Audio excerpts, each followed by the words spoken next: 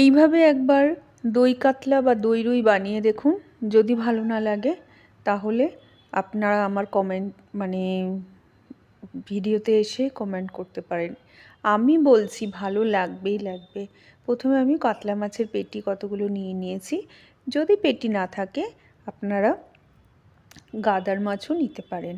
পেটিতে এই দই মাছ দই রুই বা দই কাতলা, এটা কাতলাই ছিল, দই কাতলা দিয়ে বানালেই সবচেয়ে ভালো লাগে।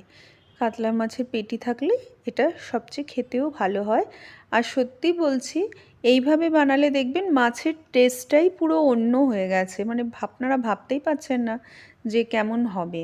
মানে এত সুন্দর একটা গন্ধ চলে আসে মাছটার ভেতরে, যেন একটা অন্য রকম গন্ধ। সেই অনেকের মাছের গন্ধ পছন্দ করেন না, কিন্তু এইভাবে বানান খুব সুন্দর একটা মাছে গন্ধ হয়ে যায়। প্রথমে আমি নুন হলুদ দিয়ে যেমন করে মাখা হয় মেখে রেখে দেবেন। একটু মোটা মাছ তো একটুক্ষণ রেখে দিলে নুনটা ভালো ঢুকবে।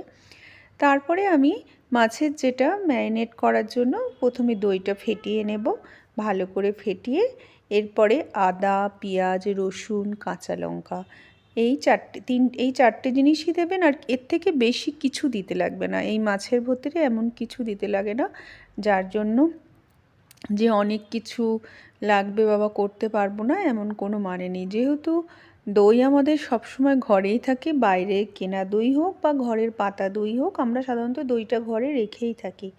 এজন্য ওই মাছটা খুব সহজই কিন্তু খুব টেস্টি মনে হবে, পুরো হোটেল থেকে আপনারা এনে খাচ্ছেন।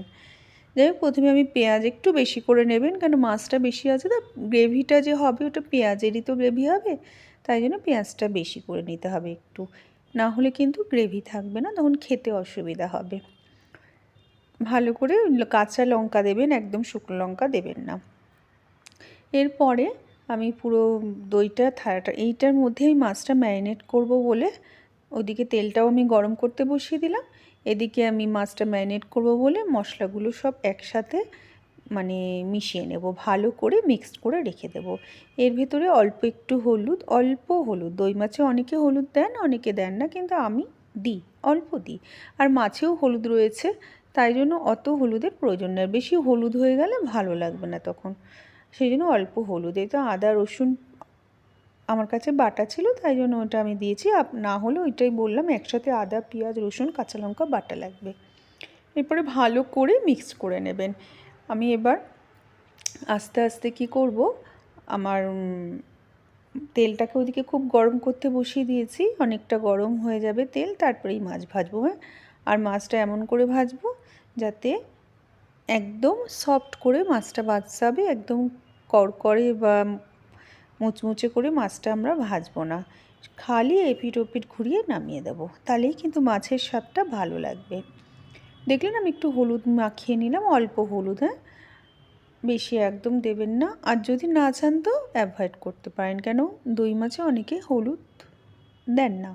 আর তাছাড়া মাছের মধ্যে তো হলুদ থাকে, কেন হলুদ নুন দিয়ে মাছটা মাখা, সেহেতু অত হলুদ না দিলেও হবে। আর এর ভেতরে অল্প একটু নুন মেখে নেবেন, কেন নুনটা একটু কড়ার দিকে হতে হবে, তাহলে কি হবে মাছটার ভেতরে পুরো সম্পূর্ণভাবে নুন ঢুকবে। আর কিন্তু মাছে এটা ভাববেন না যে মাছে বা যখন রেডি হয়ে যাবে মাছটা তখন বেশি নুন হয়ে যাবে, কেননা মাছটা তো আমি নুন মাখিয়ে ভেজে নিচ্ছি। ভাজার মধ্যে আমরা যে ঝোল বা কখনো করি তখন অবশ্য করেই না আমরা নুন দিই এটার মধ্যেও, তাই একটু অল্প করে নুন মাখিয়ে নেবেন। এরপরে আমি ভালো করে গরম করে নিয়ে এপিট ওপিট করে ভালো করে আমি মাছটাকে ভেজে নেব। নিয়ে এবার উঠিয়ে রেখে দিয়ে কি করব, এটাকে ওই যেটা আমি ম্যারিনেট করে রেখেছি মাছগুলো বলছি মশলাগুলো, এইটার মাছগুলোর মধ্যে ম্যারিনেট করে দেবো। ওইটা একসাথে করেছিলাম সব কটা মিক্সড, এবার এগুলোকে ম্যারিনেট করে অনেকক্ষণ রেখে দিতে হবে। অনেকক্ষণ আমি বলতে চাইছি অন্তত 30 মিনিট, কেন সঙ্গে সঙ্গে রান্না করলে তাহলে আর কিন্তু মাছের টেস্টটা আসবে না। 1 ঘন্টা আমি বেশিরভাগই 1 ঘন্টা রেখে দিই, আর যদি হাতে টাইম থাকে 1 ঘন্টা, এই আধ ঘন্টা রেখে দেবেন, 30 মিনিটস। অনেকে আছে যারা একসাথেই মাছ ভেজে এই পেস্টটা মাছের তেলে দিয়ে দেয়, কিন্তু আমি ওটা করেও দেখেছি, আমি কিন্তু ওইটার থেকে এইটা খেতে বেশি ভালো লাগে, কারণ দইয়ের যে একটা গন্ধ, আদা পেঁয়াজ রসুনের সুগন্ধটা মাছের মধ্যে চলে আসে, সেহেতু এইটা এইভাবে রান্না করলে সবচেয়ে বেশি ভালো হয়। ব্যাস এরপরে আমি কড়াইতে তেল দিয়ে নিয়েছি, আর তেলের ভেতরে কড়াইতে তেলটা একটু বেশি পরিমাণে ছিল, কারণ এই ধরনের মাছ তো সবসময় আমরা করি না, এই মাছটার মতো জল পড়বে না, সেহেতু একটু তেল বেশি লাগবে। এখানে দারচিনি, লং আর এলাচ একটু গরম গরম তেলে ফোড়ন অবশ্য করে দেবেন, টেস্টটা সুন্দর আসবে। এরপরে মাছগুলো, ম্যারিনেট করা মাছগুলো দিয়ে দেব, দিয়ে ভালো করে এপিট ওপিট করে চাপা দিয়ে, মানে সব রকমভাবে যেরকমভাবে করা হয়, মানে মশলাটাকে অন্তত কষাতে হবে। হ্যাঁ, মশলাটা না কষলে কিন্তু কাঁচা গন্ধ আসবে। আর প্রথমে এমনিভাবে মাছগুলোকে দিয়ে কি করবেন, প্রথমেই না দিয়েই না উল্টেও পাল্টে দেবেন, কেন তখন মাছটা তো আসলে ভালো করে সেদ্ধ হয়নি। এরপরে ভালো করে যখন সেদ্ধ হয়ে যাবে মাছটা, কিন্তু বেশি উল্টানো পাল্টানো যাবে না, ভেঙে যেতে পারে। তাই জন্য আপনার প্রথমেই কী করবেন, মশলাগুলো মাছগুলো দিয়ে না এপিট ওপিট করে নেবেন, যাতে মাছের গায়ে লাগা মশলাটাও যেন তেলের ভিতরে লেগে যায়। এইভাবে আস্তে আস্তে নাড়াচাড়া করতে করতে দেখবেন একটু হাতা দিয়ে কম নাড়ানোর চেষ্টা করবেন, কড়াইটা একটু নাড়িয়ে দেবেন, দেখুন মশলাগুলো আস্তে আস্তে হয়ে যাচ্ছে। এই দেখুন এমনি করে নাড়িয়ে দেবেন, তাতে কি হবে, মশলাগুলোও হয়ে যাবে, মাছটাও হয়ে যাবে। আর একটু চাপা দিয়ে রেখে দেবেন, তাহলে মাছটা সেদ্ধ হয়ে যাবে। এইভাবে আস্তে আস্তে, আর একটু কড়াইটা না এই ছড়ানো কড়াইতে করবেন, এরকম যেগুলো একটু কড়াইগুলো আছে, মানে ঢোকা মতন থাকে না, গর্ত কড়াইগুলো, ওগুলোতে করবেন না, ছড়ানো কড়াইতে করলে ভালো হবে, মানে নাড়তে আপনাদের সুবিধা হবে, তাই জন্য বলছি। দেখুন এইভাবে করতে করতে দেখবেন আস্তে আস্তে তেল ছেড়ে এসছে, ওপর দিয়ে পুরো তেল ছেড়েছে। তাও কিন্তু ভাববেন যে তেল ছেড়ে আসলেই হবে না, আস্তে আস্তে অনেকটা করতে হবে, কেন মশলাটা পুরো যাতে তেলের মধ্যে কষা হয়ে যায়, নাহলে আদা রসুন কাঁচা মশলার গন্ধ আসবে। আর একটুখানি তো জলও বেরিয়েছে দেখছেন, যদিও আমি জল দিইনি, কিন্তু এটা করতে গেলে দইয়ের ভিতরে জল আছে, মাছের থেকেও একটু জল, এগুলো সব আদা পেঁয়াজ রসুন নুন সব আছে, তো এর থেকে তো একটু জল ছড়াবেই।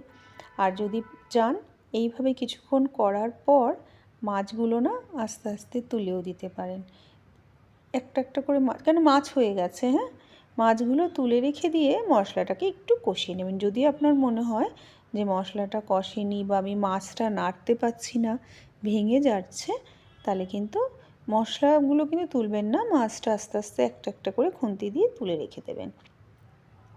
তুলে রাখার পর তারপরে মশলাটাকে ভালো করে কষিয়ে নামিয়ে নেবেন, তাহলেই হয়ে যাবে। দেখুন আমার কিন্তু আস্তে আস্তে এগুলো সব পুরো একদম তেল ছেড়ে গেছে, আর মশলাটাও দেখেছেন হয়ে গেছে। তাই চলুন, আজকে আমার এইভাবেই রান্নাটা শেষ হয়ে গেল। আপনারাও প্লিজ করুন, আর খেতে খুব সুন্দর হয়েছিল। যদি পারেন তো সাদা ভাতের সাথে অবশ্য করবেন, বা পোলাওয়ের সাথে খেলেও ভালো লাগবে খেতে। তাহলে আজকে আসছি, আবার নতুন রেসিপি নিয়ে আপনাদের সাথে দেখা হবে। প্লিজ আমার চ্যানেলটাকে সাবস্ক্রাইব করে দেবেন, বুলবুলস রান্নাবাটি, আর প্লিজ একটা লাইক করে দেবেন। থ্যাংক ইউ আমার সাথে থাকার জন্য। টাটা।